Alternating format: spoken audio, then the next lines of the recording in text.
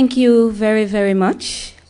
Good morning, ladies and gentlemen. Let me say how happy I am to be here with you this morning in this very warm and welcoming group. I trust that the seminar or the forum that began yesterday went off to a good start and that you all had an interesting interaction and exchange and that your many questions were answered. Today, within the framework of nation branding, I'll speak a little bit about Jamaica. I'm not sure if I will follow to the T what Mr. Dunfried has pointed out, but in the overall presentation, I am sure that you all will get an idea of what Brand Jamaica is all about and what we are doing to have a sustainable brand and to protect that brand. And afterwards, I'm willing to answer any questions that you may have. I realize that the time is very short, so I will just go right into my presentation. We are all aware that the notion of place and nation branding has become somewhat of a buzzword these days, following the popularization of the term by the father of place branding, Sir Simon Anholt, in the mid-1990s. Since then, many experts have come up with their own interpretation of the concept and its benefits. Choose any definition you like, but one thing is certain. We have all grown to realize that brand building is not instant. It is a long process, which will vary depending on the sector being branded and the objectives to be met. As such, national priorities will undoubtedly guide the development of branding efforts, depending on the image to the outside world that said country wishes to communicate. Results may not be immediate and could require a good amount of financial outlay and exposure before reaping the anticipated rewards. Peter Van Ham also refers to this new phenomenon, a trend from nation building to nation branding, and the rise of what he calls the brand state. As such, he said smart states are building their brands around reputations and attitudes in the same way that smart companies do. Close quotation. Globalization is putting pressure on states to develop, manage, and leverage their image. Besides, as integration creates greater homogenization, states need to craft distinct images to stand out in a competitive crowd. A positive and clear image of a country can help generate the first signs of interest that a powerful country will have, for example, in a developing country. It can dictate how these countries will interact and the various types of partnerships they will forge.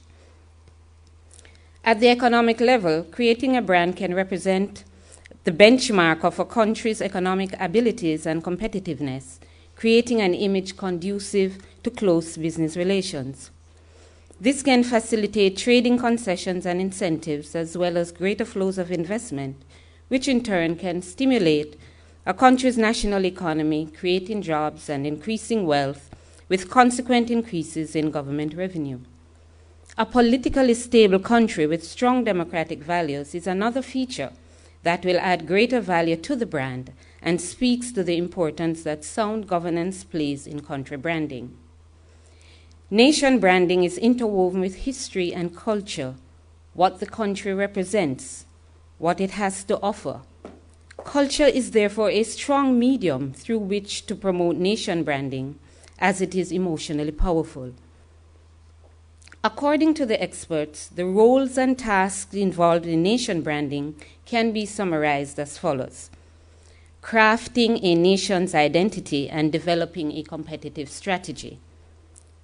Nation branding is synonymous with identity, and each country must develop its own strategy based on its own peculiarities and special attributes and customized to its own circumstance.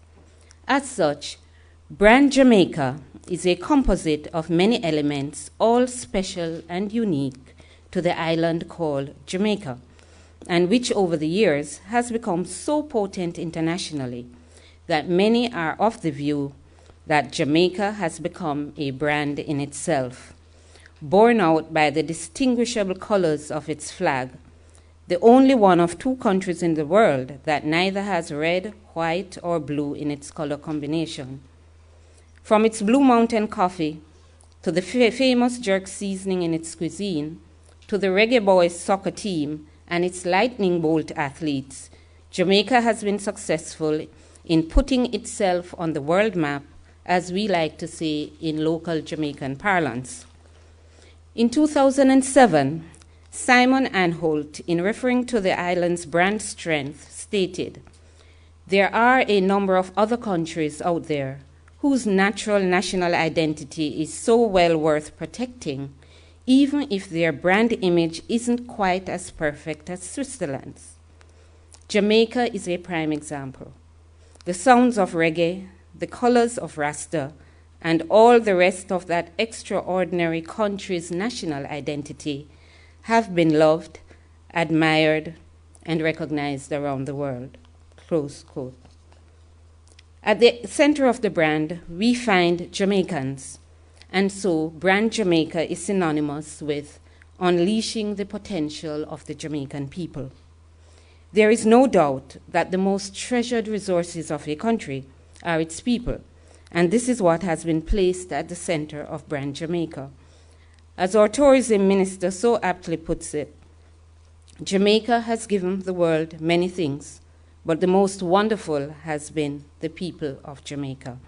And it is therefore not surprising that one of our greatest catchphrases is the bold energy of our people, building on our creativity, indomitable spirit to achieve, resilience, innovation, and hard work.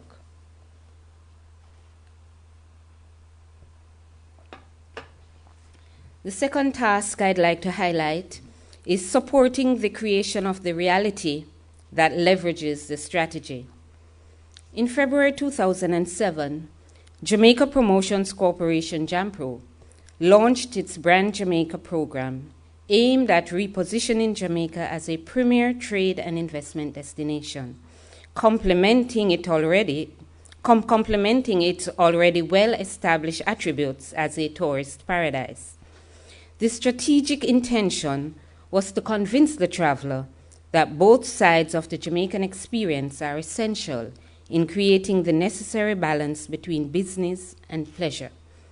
As such, JAMPRO's tagline, "The place you have always wanted to visit is the place you want to do business," was an aggressive strategy highlighting our stable democracy and enabling business environment, the offer of the talent and quality of our people for the life of one's investment in Jamaica.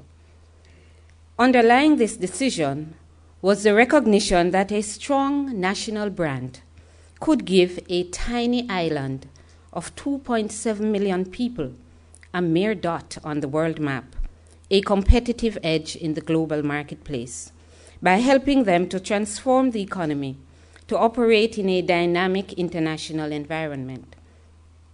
This was a means of sending a clear signal to the world that we are more than a beach. We are a people. We are a country, to use the words of one of our past tourism taglines, as a reflection of life as it exists on the island, the warmth of the Jamaican people, its industries, its creativity, its cultural diversity, to name a few of the elements that embodies the country in its totality.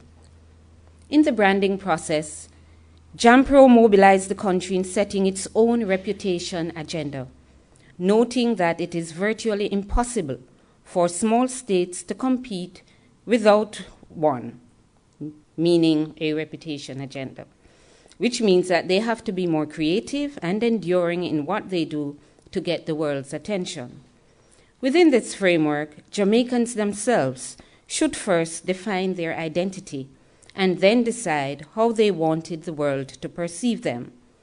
Having achieved self-determination and definition as a nation, they should then vigorously promote and project the positive, enduring perception of themselves to the world in all they do, noting that the real essence of being truly Jamaican is how citizens live and relate and do business internally and relate with the rest of the world. Thus the phrase, Jamaica to the world, was born. Usain Bolt demonstrates this very well with his signature pose on the track. He's presenting Jamaica to the world. Jampro pointed out that what would give Jamaica a boost in the market was differentiation and distinctiveness, coupled with the ability to be world-class in production and service delivery. The Jamaica business brand thus marketed Jamaica as a preferred trade and investment location, which involved general sensitization in various target markets, with a deliberate attempt to move towards breaking new ground further away from traditional markets. Several areas were targeted for promoting the business brand architecture. Tourism is an area, of course, in which we have a competitive advantage, and this morning I did not plan to spend much time on tourism because I think you're all very familiar with it. What Jampro has been trying to do is to ensure that, because as you're all aware, in nation branding, you have to be careful that there is a balance, that you do not promote one element of your brand to the detriment of the other. So our challenge has been in ensuring that people do recognize Jamaica not only as a beach. As I said before, we're more than a beach, that Jamaica is serious about business, trade, and investment, and that many things are happening in Jamaica which the world needs to hear and the world needs to know about, because for a small country our size, I believe that we have made a phenomenal impact on the world, but we still have quite a lot to do. We have challenges with which we have to confront and find a way how to sort out those problems. Okay, I would go to the third, I think, task. Identifying and leveraging symbolic events, people, and places to communicate country identity and national orientation. Sports is a platform that Jamaica has repeatedly used to promote brand Jamaica. When Jamaica gained its biggest medal tally ever in World Athletics, 7 gold, 4 silver, and 2 bronze medals, coming second overall at last year's IAAF Championships held in Berlin, it provided an opportunity to convert the National Medal Hall into gold for the country. The impact of the team's performance, at the nucleus of which was the world record-breaking performance of Usain Bolt, provided an unquantifiable amount of positive publicity for Jamaica across the globe, and has made the dream of seriously developing sports tourism as an added dimension of the general tourism product.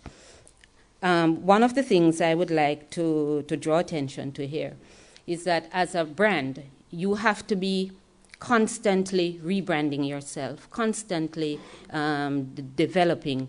Although Jamaica is well noted for its tourism offerings, sports tourism is relatively new, and so this is another niche that we're trying to tap, and with the performance of our athletes and with the structured program that we have in Jamaica to sustain this dimension in our tourism product, we hope that we will be able, not only in athletics, but in golf and football and in several other sporting areas.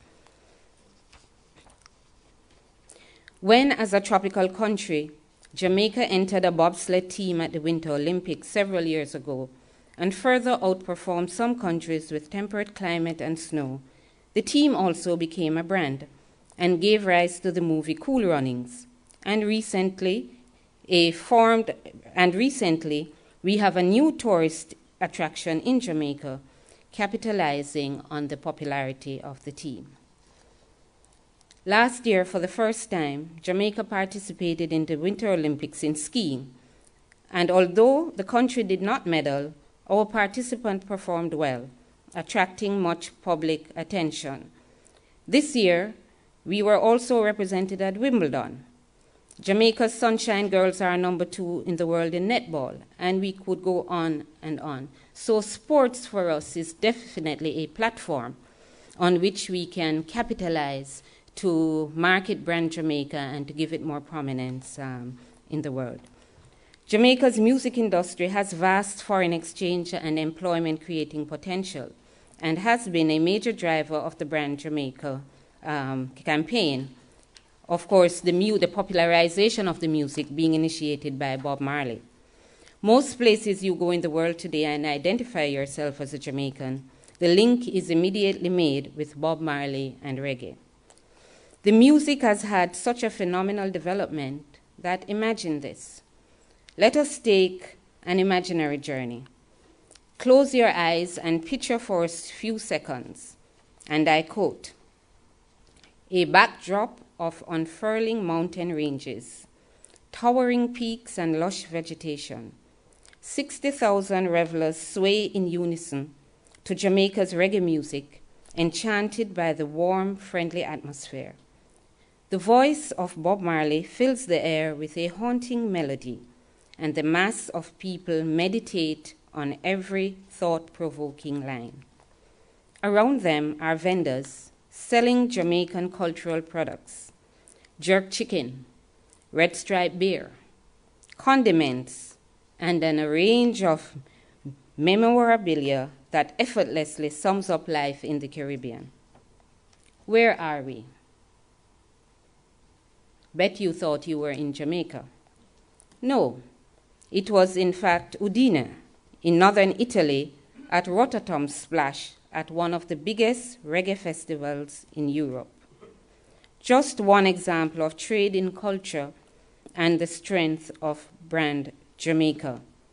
This was taken from a speech by our Minister of Culture, Babsy Grange, Honorable Babsy Grange, when she went to Italy. And she was so overwhelmed by the potency of brand Jamaica in Italy that it was quite emotional for her. She could close her eyes and picture herself being in Jamaica. So we continue to use various events to market the country, culturally, historically, and otherwise, and we are glad when others do the promotion for us. The next task, providing clear, believable, and positive communication of what the country really is, what it stands for, and where it is going. A few years ago, the Jamaican government launched the national program Vision 2030, Jamaica, the place to live, to work, to raise a family, a project destined to render Jamaica developed country status by the year 2030. You may say a very ambitious project, but we consider it important to set goals and work towards them, and we believe that we can make signposts along our journey, which will eventually take us there. This ties in with the stimulating national self-consciousness, promoting patriotism, harmony, a sense of pride to enhance national mobilization. This is important because if the people do not feel Jamaica, they can't communicate Jamaica, and so it begins with them. Many of the companies establishing businesses in Jamaica and even tourists visiting Jamaica, what they have said to us repeatedly, what attracts them to Jamaica? The people. You can go anywhere and have the sun and have the beach, but the people, the warmth of the people, and how they feel about their country. Many of them, of course, as you know, Jamaica is a developing country. We have pockets of poverty. We are trying to attain our Millennium Development Goal in that respect. But even in poverty, people have a sense of pride about their country. Jamaicans believe that there is nothing they cannot do. They think they can fly, and they believe that one day they will be able to fly. And I think it's that indomitable spirit that helps them through hardships. We are susceptible, as you know, to hurricanes practically every year. And you would find after a hurricane, some people have lost their roofs, some are even without a home.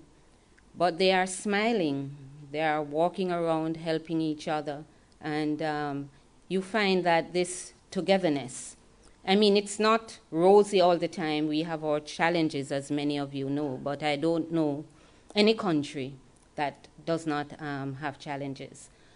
But what I'm saying, the exposure of the brand has to begin at home and begin with the people. Stimulate relevant and critical innovations among stakeholders around the strategy and coordinate to tell the same powerful story. It means that all the players revolving around the brand have to be saying the same thing. They have to be on the same page. And of course, that requires collaboration and cooperation. Government and private sector collaboration is particularly important to make the branding effective, as both entities complement each other. What the public sector lacks in branding skills, the private sector can provide. And of course, the private sector cannot operate on its own without the legitimacy of government.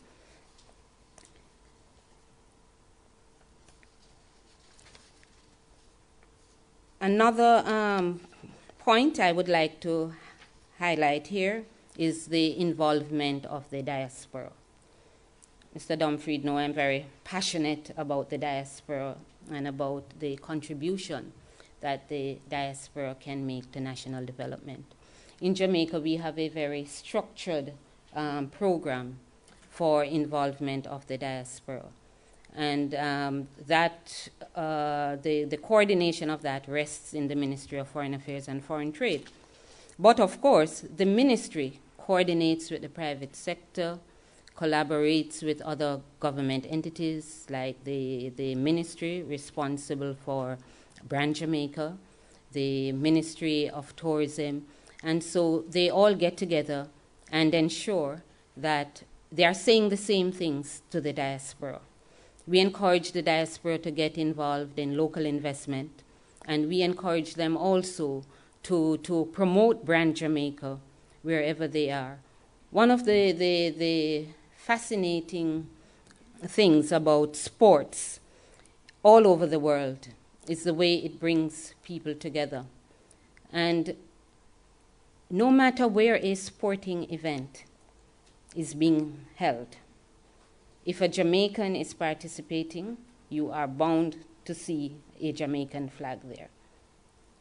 People will travel miles and miles to go and support Jamaica.